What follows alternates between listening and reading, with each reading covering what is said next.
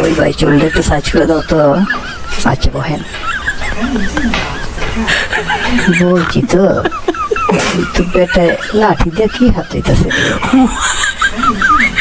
এটা কি? না এটা না, কাপড় খোঁজে মনে হয়। কাপড় কাপড় বলছি, কিন্তু লাঠি দিয়ে কি হাত হইতেছে?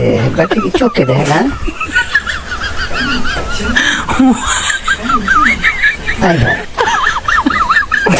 আবার হাত হইতেছে। আমার তো ভয় ঠেকতেছে রে। কাটবো চুল, মাথার দিকে তাকাইবো না, বেটা তাকাই আছে আসমানের দিকে। বুঝলাম না, দেখি কি করে। আবার কি হাত হইতেছে রে?